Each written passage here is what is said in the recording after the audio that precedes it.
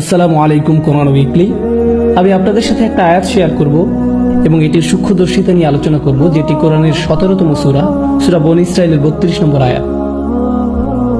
ওয়ালা তাকরাবুজ জিনা ইন্নাহু কানা ফাহিশাতান ওয়া সাআ সাবিলা। এই আয়াতটি কোরআনের সেই অংশ যেটি মহানবী সাল্লাল্লাহু আলাইহি সাল্লামের 10টি বিখ্যাত আদেশের শামিল। কিছু সাহাবী বলছেন এটি হচ্ছে মুসা আলাইহিস সালামকে দেয়া শিক্ষার মূলনীতিগুলোর অংশ। আবার মজার ব্যাপার হচ্ছে এই আয়াতটি যে সূরাতে, তার নাম হচ্ছে বনী ইসরাঈল, ইসরায়েলের সন্তানগণ। যাই হোক, এই বিশেষ আয়াতে আল্লাহ বলছেন তোমরা জিনা বা ব্যভিচারের নিকটবর্তী হও না, এটির ধারে কাছেও যেও না।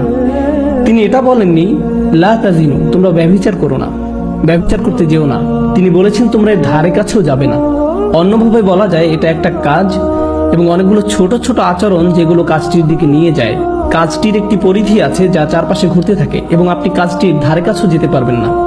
যেই সংবেদনশীলতা নিয়ে কোরআনের ভাষা আল্লাহ রাব্বুল আলামিন ব্যবহার করেছেন, আমাদেরকে সেই ভাষা বুঝতে হবে যাতে আমরা আল্লাহর বিজ্ঞতার তারিফ করতে পারি এবং বুঝতে পারি কিভাবে তিনি আমাদের পরামর্শ দিচ্ছেন যাতে আমরা সমস্যাগুলো উতরে উঠতে পারি।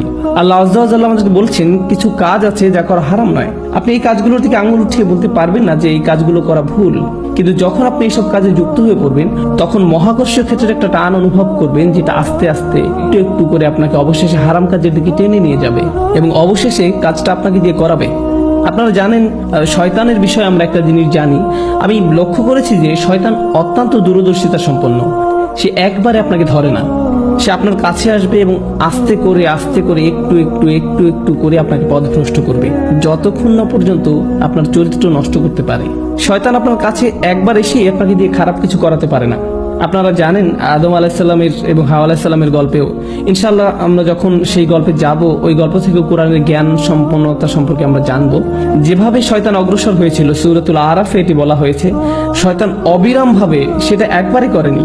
ধরুন শয়তান আসলো এবং বলল, হেই দেখো গাছটা কি চমৎকার, তাই না? এরপর সে চলে গেল। না না না না, সে এমনটা করেনি। সে চরমভাবে নিরন্তর ছিল। সে একটু একটু করে পথভ্রষ্ট করেছিল এবং তাদের মনের মধ্যে এমন এক ধারণা গেঁথে দিয়েছিল যতক্ষণ না তারা মনে করেছিল এটা তাদেরই অভিপ্রায়। আপনারা জানেন, এবং যখন মানুষ শয়তানের কথা শুনতে শুরু করে, এটি একই সূরাতে আল্লাহ বলছেন ইন্না ইবাদি লাইসা লাকা আলাইহিম সুলতান, আমার বান্দাদের উপর তাদের মানে শয়তানের কোনো কর্তৃত্বই থাকবে না। অন্যভাবে বলা যায়, যেসব লোক সত্যিকার ভাবে আল্লাহর কাছে আত্মসমর্পণ করে তাদের উপর শয়তানের কোনো কর্তৃত্ব থাকে না। কিন্তু যারা আশ-শায়তানু ইয়াউদুকুম ফাকরাউ ইয়ামুরুকুম বিল ফাহশা, সূরাতুল বাকারা, শয়তান আপনাকে আদেশ করবে বিলল্লাপনা করার জন্য। অন্যভাবে বলা যায়, যখন আপনি শয়তানের কথা একটু শুনবেন, আপনি তাকে একটু শক্তি দিচ্ছেন। আপনি তার কথা আরেকটু ভালোভাবে শুনবেন, তো আপনি তাকে আরেকটু বেশি শক্তি দিবেন। আর আপনি যখন তার কথা অবিরামভাবে শুনতেই থাকবেন, একসময় সে আপনাকে আদেশ করবে। আপনি নিজেকে এমন ভাবে বলবেন যে আমি আমার নিজেকে সাহায্য করতে পারছি না, আমি এটা জানিও না, আমি জানি না কি করে আমি কম্পিউটার বন্ধ করব, আমি জানি না কিভাবে প্রতি রাতে এটা হয়ে যায়, আমি জানি না কিভাবে আমি ওইখানে ওই চ্যাটগুলো করি, আতঙ্ককর ওয়েবসাইটগুলো লগ ইন করি, আমি এইসব কেন করছি, লিফটে অথবা যখন আমি রাস্তা হেঁটে যাই কেন আমার চোখ আমি নামিয়ে রাখতে পারি না, আমি নিজেকে সাহায্য করতে পারছি না, আমি জানি না কি করা উচিত। আর আপনি জানেন শয়তান আঁকড়ে ধরে, বেশ শক্তভাবে আঁকড়ে ধরে, বদ অভ্যাসযুক্ত চক্রের মধ্যে আপনাকে টেনে নিয়ে যাবে। আমরা বলতে পারি এটা আস্তে আস্তে খারাপ, আরো খারাপ, আরো খারাপ এবং অধিকতর খারাপের দিকে টেনে নিয়ে যায়। আপনি যদি এটা স্বীকার না করেন তাহলে এটা অধিকতর খারাপের দিকে যায়, আর এটা আপনার আত্মা একদম ধ্বংস করে দেয়। আল্লাহর সাথে আপনার সম্পর্ক নির্ভর করে আপনার অন্তর কতটা পরিষ্কার তার উপর। যতবার আপনি অশ্লীলতায় উদ্ভাসিত হন, আপনার অন্তরের উপর আরো ময়লা, আরো অন্ধকার, আরো আবরণ ঢালতে থাকে এবং ঢালতেই থাকে, যতক্ষণ পর্যন্ত না আপনি আল্লাহর কথা শুনবেন কিন্তু আপনার চোখে এক ফোঁটা পানিও আসবে না। এটা আসবে না কারণ আপনার হৃদয় এতই কঠিনে পরিণত হয়েছে যে আপনি যত অনাবৃত অবস্থা দেখেছেন, যত পাপ করেছেন চোখ দিয়ে সব সময়, আর আপনি এটার গুরুত্বও দিচ্ছেন না। আপনারা জানেন একটা সুন্দর হৃদয় যন্ত্রণাগ্রস্ত হয় যখন অসমীচীন কিছু একটা দেখে যা আল্লাহর নির্দেশের সাথে শামিল নয়। এটা আকর্ষিত হয় না, বরং যন্ত্রণাগ্রস্ত হয়। অবিলম্বে তার বিবেক চাঙ্গা হয়ে ওঠে, অস্থিরতা বন্ধ হয়ে যায়। যখন আপনার এরকম হৃদয় থাকবে, এরকম অবস্থায় যাবেন, আপনি নিজেকে নিয়ন্ত্রণ করতে পারবেন। এগুলোর মধ্যে ভালো কিছুই খুঁজে পাবেন না, আপনার এমন কোনো অনুভূতিই হবে না। আপনার এই অনুভূতিও হবে না যে এটা ভুল। যেটা হবে, আপনি কোনো বোনের দিকে তাকানোর আগে তার আশেপাশে দেখবেন যে অন্য কেউ তাকে দেখছে কিনা, এবং তারপর আপনি ভালো দৃষ্টি নিয়ে তাকাবেন। দেখবেন যে আল্লাহর ভয় একদমই নেই। একমাত্র যে ভয়টা আছে সেটি হলো পাপের ভয়। পাপ ছাড়া আর কোনো ভয়ই নেই। কি ভীষণ অতিমানবিক অবস্থা এটি। আল্লাহ বলছেন ইয়ালামু খাইনাতাল আয়ুন ওয়া মা তুখফিস সুদূর, তিনি জানেন চুরি করে তাকানো, একটু এদিক সেদিক তাকানো, তিনি এটা জানেন। আপনার একটু চাহনি, আপনার তাকানোর মানে কি, এবং তিনি জানেন আমাদের বক্ষস্থল কি লুকিয়ে রাখে।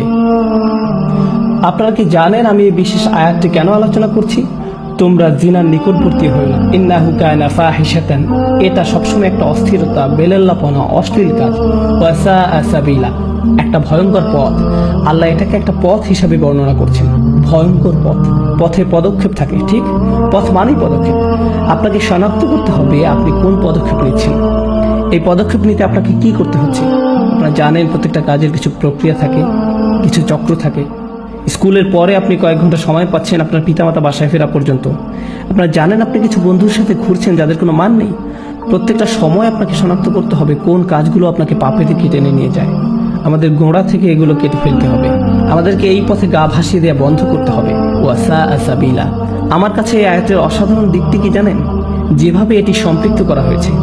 এই আয়াতের পরে আল্লাহ তাআলা বলছেন, তোমরা মানুষ হত্যা করো না। ওয়ালা তাকতুলুন নাফসাল্লাতী হারামাল্লাহু ইল্লা বিল হক, তোমরা নির্দোষ মানুষকে হত্যা করো না। আল্লাহ জিনাকে প্রথম অপরাধ হিসাবে উল্লেখ করেছেন এবং হত্যাকে দ্বিতীয় অপরাধ হিসেবে। আপনি কি চিন্তা করতে পারছেন? আপনি মনে করেন হত্যা অনেক বড় অপরাধ, ঠিক? কিন্তু আল্লাহ বলছেন যখন আপনি অন্য মানুষের মর্যাদা লঙ্ঘন করবেন, এটি হচ্ছে ফাহশা। আপনি যখন মানুষকে নিয়ে এভাবে চিন্তা করবেন তখন আপনি নিজের এবং তার মর্যাদা লঙ্ঘন করবেন। আমরা যদি কাউকে হত্যা করি, আমরা তাকে শারীরিকভাবে হত্যা করি।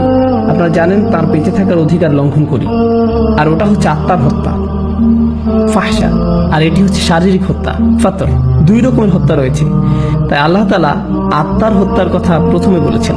আমাদের সবার মান এত নিচে নেমে গিয়েছে যে একটা নতুন সিনেমা মুক্তি পেলে আপনি হয়তো অনেকগুলো ট্রেলার দেখে ফেলেছেন আর নিজেকে বলছেন, এখানে মাত্র একটা খারাপ দৃশ্য আছে। ব্যাপার না, এটি একটি PG-13। যেটা আগে PG-13 হওয়ার কথা ছিল, এখন সেটা PG। কাজে সবচেয়ে অশ্লীল দৃশ্য। এবং যে আত্মার মূল্য আমরা হারিয়ে ফেলেছি তার প্রতি আমাদের যত্নবান হওয়া উচিত। এটা আমাদের নামাজের উপর প্রভাব ফেলছে, দোয়ার উপর প্রভাব ফেলছে, আমাদের চরিত্রের উপর প্রভাব ফেলছে, এটা আমাদের পরিবারের উপর প্রভাব ফেলছে, এবং আমরা গুরুত্বও দিচ্ছি না। আমরা মনে করি এটাই জীবন, আমাদের সময়ের সাথে তাল মিলিয়ে চলছি, ঠিকই আছে, সবাই একই কাজ করছে, আমরা কি করতে পারি? তাই আপনি যেসব ছবি ফেসবুকে পোস্ট করছেন তার গুরুত্ব দিচ্ছেন না। আমি ফেসবুক ব্যবহার করা বন্ধ করে দিয়েছি। আমি বলছি না যে ফেসবুক ব্যবহার করা হারাম, আমি ব্যক্তিগতভাবে এটা ব্যবহার করতে পারছি না। আপনারা জানেন আমি এটা ব্যবহার করি না।